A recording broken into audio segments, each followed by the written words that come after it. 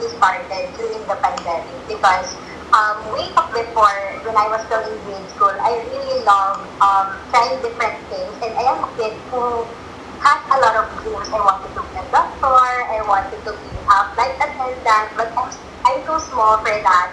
But then I tried venturing out to journalism. Thankfully, my science teacher actually saw the potential in me that I could write. And so I did. I tried writing, I tried reporting, like in classroom settings only. But then during the pandemic, I had the opportunity to again venture out different things.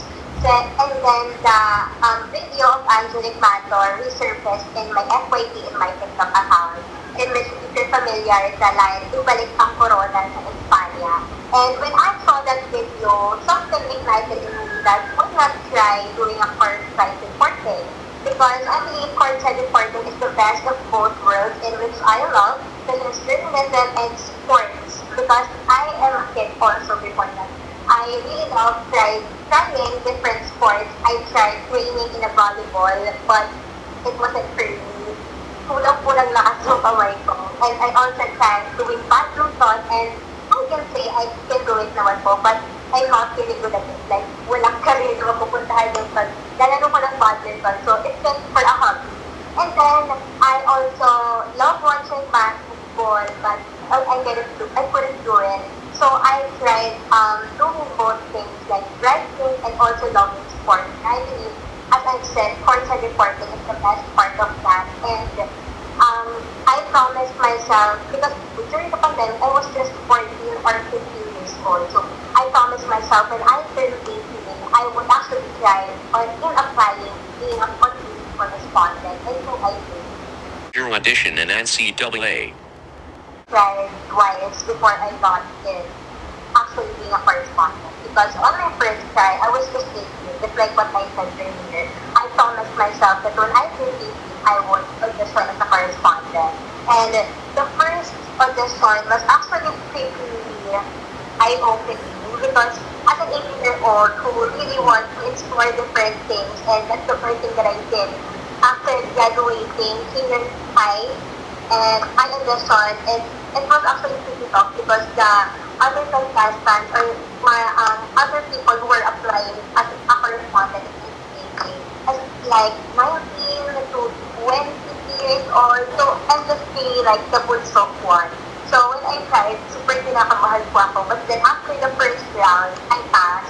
And nakarating po ako ng second round. But I wasn't able to the third round or the final round because I think isa po sa mga biggest factor that time is I mispronounced the name of my school before, which is Heavy Bombers. It was Heavy Bombers, but because of taba, I said Heavy Bombers. And actually, nakakatawa na lang po siya kapag binabalikan ko ngayon. But it was a lesson for me that it's not enough that you're excited in getting a job and getting that spot as a correspondent, but you actually have to research and do it in aspiring to the correspondent. So after that, I think it was 2022, the first edition. And the second edition was 2024, and that's when I finally got in. And actually, the funny story about this is after the first round, the interview, I celebrated po agad. I went out with my friends. I really think much about it. And then, I think it was 10 p.m. I got a call back that, hey, you passed the first round. So I was like, super nagulat po talaga ako kasi I wasn't really expecting. I just did my test, I did my homework and research about the NCAA, and truly God will do the rest if you do that. Experience in NCAA. Fulfilling experience in NCAA as the correspondent in season 100 because, as what I said, the people that I was just watching before as a kid is nakakasama ko na sa isang room, nakakasama ko na sa panel, and I actually get to learn a lot of things from them. And in NCAA, it's actually a good environment. And yung mga tao, mababait behind the camera, sa mga hairstylists, sa makeup artists, sa yung mga trainers, yung mga coaches, I got to bond with them as well, even if hindi all the time nandun ka sa isang school. Kasi in NCAA, umiikot po kami sa lahat ng school. We don't have a home court, for example. We didn't just report for example, I was from JRU before, but I didn't just report person. I got to report for Pinil, for Letran, for Mapua, and umilit po talaga kami sa lahat ng school. So, it was also a humbling experience, I would say, because as I said earlier, ako po yung puso ng correspondence. Kasi ako po yung pinakabata. I was just in my second year. Barely in my second year. So, nung nandun po ako, syempre, ang lalaki, ang tatangkad ng mga tao, tapos yung mga backgrounds nila is very impressive. So, para nahihiya rin po ako at some point, but I actually took that opportunity to learn from them because in NCAA, every after report, nagtatanong po talaga ako sa directors namin, sa floor directors, ng any feedback so that I could improve. And pipilitin naman po nila ako ng mga feedback in which yung mga advice na binigay nila is talagamit ko pa rin even outside NCAA because I actually, I have been also a correspondent in different leagues, like for example, in the Liga Asia and other local leagues. And I think yung mga natutunan ko po sa NCAA is hindi lang sa magtatapos within the court, but also in different paths that I will take in life, different endeavors. Why you choose NU? Chose NU because at that time, I was a transfer. So, fun fact po, I was from JRU, Saracen University in Mandaluyong City, during my first year, and I took up BS in Legal Management. But then I realized accounting is not for me, but I love the law and humanities. And when I was choosing school that time, it was already 2 weeks.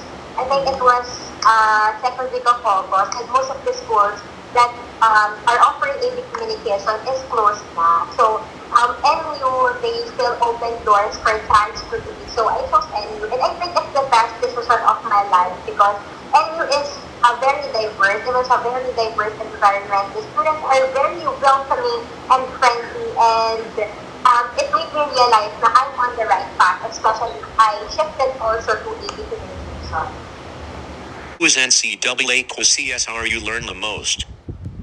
Question because I'm pretty close to all of my correspondents in NCAA Season 100 because we would give advice to each other, especially on our first week po in NCAA and on our first backpack shoots or when we go to different areas in Manila and cover for that specific sport. And we also like to watch games, especially basketball games together. Lagi po kami nandun sa harapan kahit wala na po pupuan, nandun na kami sa ticket. And nanonood po kami sabay-sabay. And we actually had a pretty great bond, all of my correspondence sisters. But I would say, kung meron pong isa sa pinaka-naging close ko is it's Ate Flo del Agua. Because she taught me a lot of things inside and outside NCAA. Not just about sports, not just about storytelling, but also about life. And I feel like she's my correspondent mom. Kasi talagang talagang supportive kung supportive. And I really appreciate na she doesn't gatekeep information kasi sobrang galing po ni Ate Flo. It would ask me. So, kapag nagbibigay po sa akin ng advice, talagang pinigay ko po siya. Not just for that specific event, not just for the specific sport, but in what I want in my life. You dream to be newscaster someday? Actually, being a newscaster is one of my biggest dreams that I want to achieve because I believe being a newscaster, it doesn't just mean na lalabas ka lang sa television to the same news. But I believe being a newscaster or a journalist has a big weight because being a journalist, you're a fourth state of the nation or you're the watchdog. So you have the job to deliver the accurate news, to ask proper questions, and to deliver the most valuable news to the country. And if I can contribute to that, then I know I'll really make my purpose. And actually, gusto ko po talaga, kahit ang naging challenge ko lang po talaga is when I am right now that I'm wanting to be a newscaster as well, aside from being a correspondent in different fields, is I want to try different types of news. I want to deliver hard news, but I also want sports. So, I don't know, I just give it to God. If it's for me, it's for me. If you get a chance to be athlete who is PVL player, do you want a teammate? chance to be an athlete, I think I want to team with Bella Belen. Because Bella Belen, we have the same humor. And kapag, diba po kasi si Bella Belen, kapag nakakita siya ng camera, talagang kumaaura siya kahit sobrang pagod niya na. And I'm that type of person also, if you're gonna ask my friends, kahit sobrang pagod na, sobrang pawis na, kapag may camera sa paligid, I think automatically ako nagsasmile over there and I can see that personality of mine to Bella Belen. And also not just about the humor, but also yung hard work, yung sipag, on how she thrives on the court. I want to be able to learn more about that kapag naging teammate ko sa ngayon sa Capital One. Friendly question: as a woman, how hard to reject a guy? That's an interesting question. Well, I don't think it's hard to reject a guy naman po, especially if you're firm with your morals, with your values, and your standards to a guy. For me, it all boils down on how you respect yourself because I believe that the person you choose to be with, the person that you want to have a romantic relationship with, actually reflects on how you love yourself. So if you love yourself, I believe you're gonna get that man that you deserve. But kung kailangan pa ng more self-love, kailangan pa ng improvement on how you treat yourself, I believe it's better to stay single than to get another partner.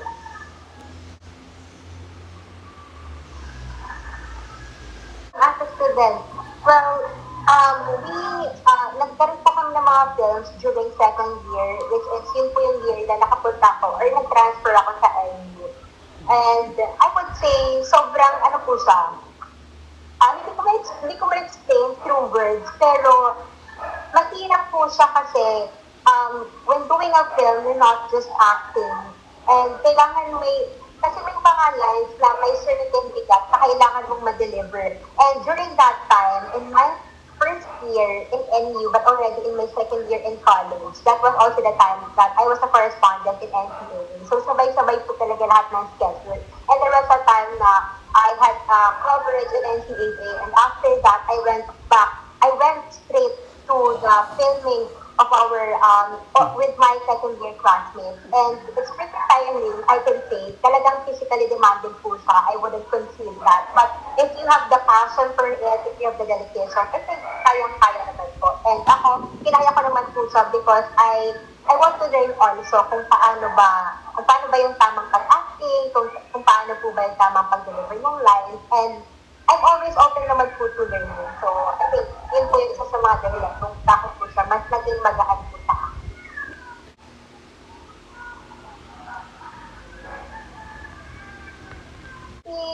It's really okay naman po kasi as a correspondent and also a student na ginajagan ko po lahat ng mga kailangan gawin, nami-maintain ko naman po yung well-being ko because I believe na the first step in doing great things is having a good health. So I make sure na I drink water, I eat 3 times a day or even 5 times kapag may merienda.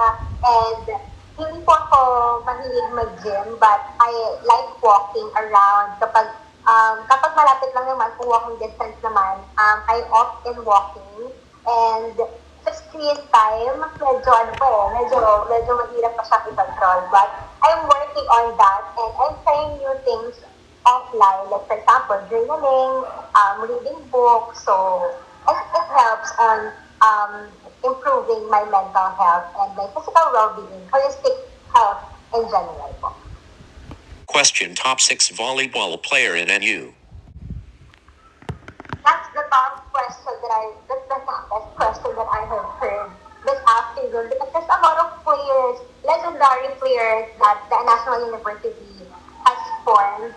But if you're going to ask me yung top 6 players, I think let's start first with, I think divide na lang po natin siya into 3 from men's volleyball team and 3 from women's volleyball team.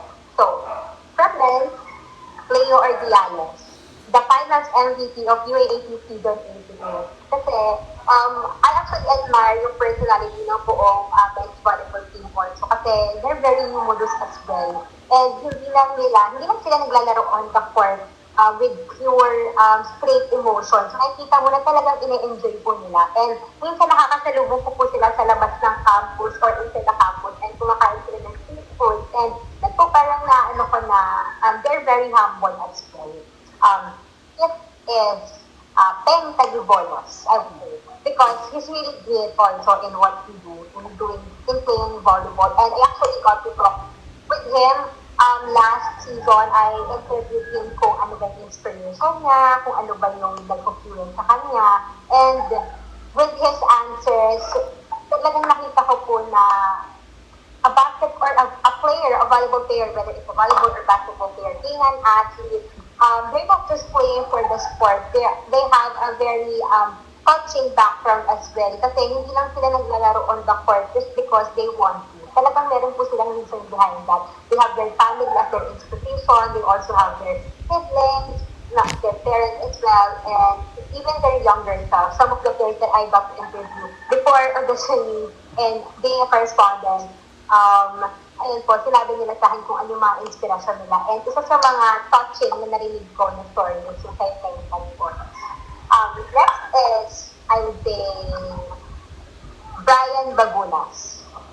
Legendary player as well from NU. And sobrang galing, sobrang ganda rin po ng napuntahan niyang path, even after NU. And actually, siya po yung isa sa mga nagpanalo ng, siya po yung isa sa mga nagpasimula nung 6-feet championship na itinutuloy ngayon ng mga men's volleyball team in NU.